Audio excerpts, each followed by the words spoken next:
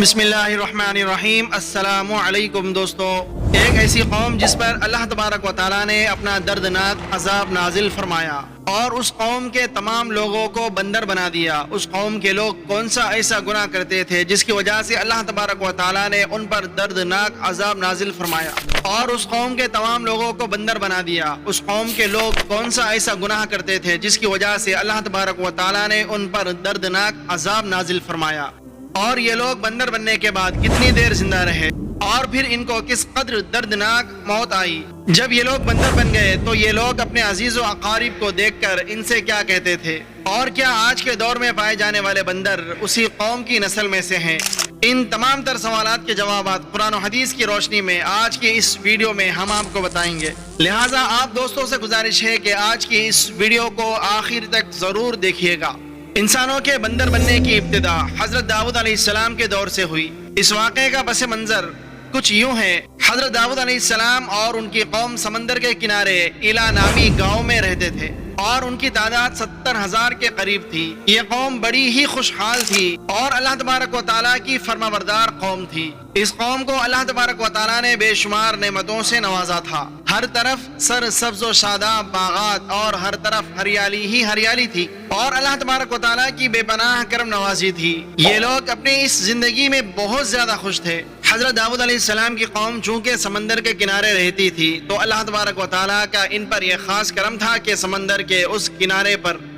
بے پناہ مچھلیاں آتی تھی جن کا یہ لوگ کاروبار کرتے تھے اور بہت ہی خوشحالی والی زندگی گزارا کرتے تھے۔ جب یہ قوم اللہ تبارک و تعالیٰ کی نعمتوں کی وجہ سے خوشحال ہو گئی تو اللہ تبارک و تعالیٰ کی نافرمانی پر اتر آئی اور طرح طرح کے گناہوں کے اندر مبتلا ہو گئی۔ اور پھر ایک دن اللہ تبارک و تعالیٰ نے اس قوم کا امتحان لینے کا ارادہ کیا اور حضرت داؤد علیہ السلام کو وحی بھیجی کہ اپنی قوم سے کہہ دو کہ وہ سنیچر کے دن یعنی ہفتے والے دن مچھلی کا شکار کرنا بند کر دے۔ اس طرح سے اللہ تبارک و تعالیٰ نے حضرت داؤد علیہ السلام کی قوم پر ہفتے والے دن مچھلیوں کا شکار حرام فرما دیا، اور پھر یہاں سے اس قوم کی بربادی شروع ہو گئی۔ حضرت داؤد علیہ السلام نے اپنی قوم کو بتایا کہ اللہ تبارک و تعالیٰ نے ہفتے والے دن مچھلیوں کے شکار کو حرام قرار دے دیا ہے، تو وہ لوگ بہت ہی زیادہ پریشان ہو گئے اور ساری قوم سر جوڑ کر بیٹھ گئی، کیونکہ ہفتے کا دن ہی وہ دن تھا جس میں مچھلیاں وافر مقدار میں آتی تھی اور خود بخود کنارے پر آ جاتی تھی،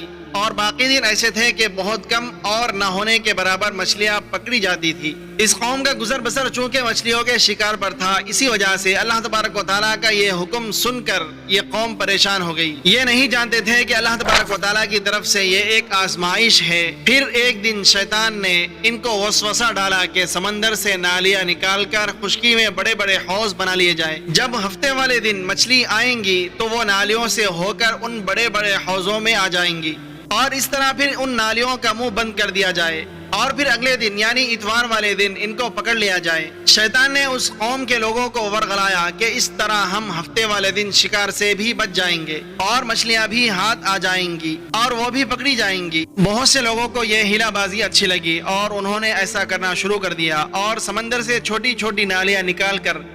بڑے بڑے حوضوں میں ڈال دی، جس کے ذریعے بہت زیادہ مقدار میں مچھلیاں ان حوضوں میں داخل ہو جاتی۔ اس قوم کے بدبخت لوگوں کو شیطان کا یہ ہیلا بہت زیادہ پسند آیا، لیکن اس قوم نے یہ نہ سوچا کہ جب مچھلیاں سمندر سے حوض میں آ کر قید ہو گئی تو پھر مچھلیوں کا شکار ہی ہو گیا، اس لیے یہ شکار بھی ہفتے والے دن ہی قرار پایا جو اللہ تبارک و تعالیٰ نے حرام قرار دیا تھا۔ اس موقع پر یہودیوں کے 3 گروہ ہو گئے۔ کچھ لوگ ایسے تھے کہ جو شکار کے اس شیطانی ہیلے سے منع کرتے تھے اور ناراض اور بیزار ہو کر شکار سے باز رہے، اور کچھ لوگ اس کام کو دل سے برا جان کر خاموش رہے، لیکن انہوں نے شکار نہ کیا اور دوسروں کو منع بھی نہ کرتے تھے، بلکہ یہ لوگ منع کرنے والوں سے یہ کہتے تھے کہ تم لوگ ایسی قوم کو نصیحت کرتے ہو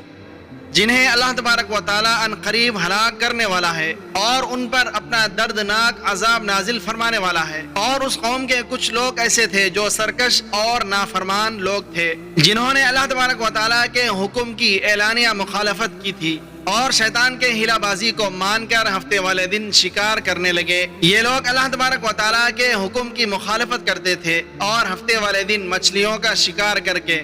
ان کو کھایا کرتے اور بیچا کرتے تھے۔ پیارے دوستو، حضرت داؤد علیہ السلام کی قوم کے 1200 ایسے نافرمان افراد تھے جو منع کرنے کے باوجود بھی ہفتے کو ان نالیوں کے ذریعے شکار کرتے رہے۔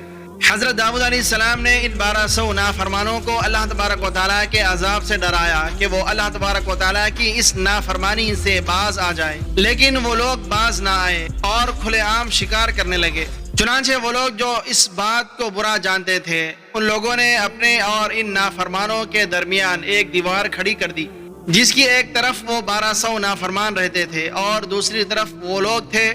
جو شکار سے باز رہے۔ حضرت داؤد علیہ السلام نے اپنے اس قوم کے نافرمانوں کو بارہا سمجھایا، لیکن یہ لوگ اپنی نافرمانی سے باز نہ آئے اور اسی طرح اللہ تبارک و تعالیٰ کی نافرمانی کرتے رہے اور شکار کرتے رہے۔ پھر ایک دن حضرت داؤد علیہ السلام نے غضبناک ہو کر شکار کرنے والوں پر لعنت فرما دی۔ اس کا اثر یہ ہوا کہ ان خطا کاروں میں سے کوئی ایک بھی اپنے گھر سے باہر نہ نکلا۔ یہ منظر دیکھ کر کچھ لوگ ان کی دیواروں پر چڑھ گئے تاکہ معلوم ہو سکے کہ وہ لوگ کس حال میں ہیں۔ جب ان لوگوں نے ان نافرمانوں کو دیکھا تو وہ سب کے سب بندر کی صورت میں مسخ ہو چکے تھے۔ اللہ تبارک و تعالیٰ نے ان کی نافرمانی کی وجہ سے ان پر اپنا دردناک عذاب نازل فرمایا اور ان کو انسانوں سے بندر بنا دیا۔ جب لوگ ان مجرموں کا دروازہ کھول کر ان کے گھر میں داخل ہوئے تو وہ بندر اپنے رشتہ داروں کو پہچانتے تھے اور ان کے پاس آ کر ان کے کپڑوں کو سونگھتے تھے اور زاروں قطار روتے تھے، لیکن وہ کچھ بول نہ سکتے تھے۔ اللہ تبارک و تعالیٰ کے ان نافرمان بندر بن جانے والے لوگوں کی تعداد 1200 تھی۔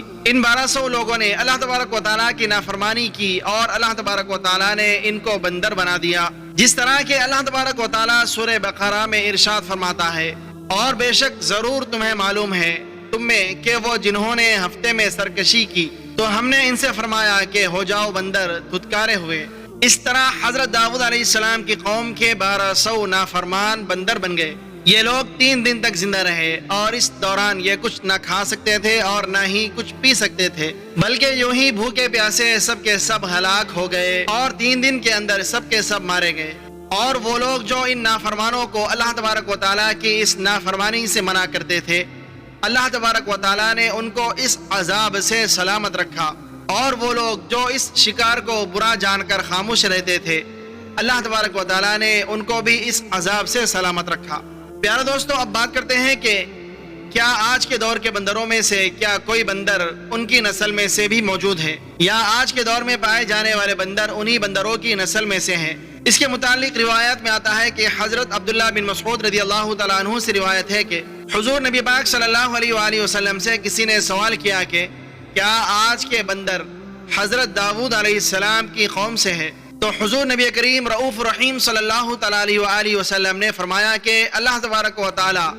جس قوم پر عذاب بھیجتا ہے یا ان کی شکلوں کو مسخ کر دیتا ہے تو یہ عذاب انہی پر ہوتا ہے جن پر وہ عذاب نازل ہوا تھا، اور اس کے بعد اللہ تبارک و تعالیٰ ان لوگوں کو ہلاک کر دیتا ہے، ان کی نسل آگے نہیں بڑھتی۔ اسی لیے یہ بات بالکل غلط ہے کہ آج کے بندروں میں بھی حضرت داؤد علیہ السلام کی قوم کے بندر بننے والوں کی نسل موجود ہے۔ ایسا کچھ بھی نہیں ہے، وہ لوگ صرف اور صرف 3 دن تک زندہ رہے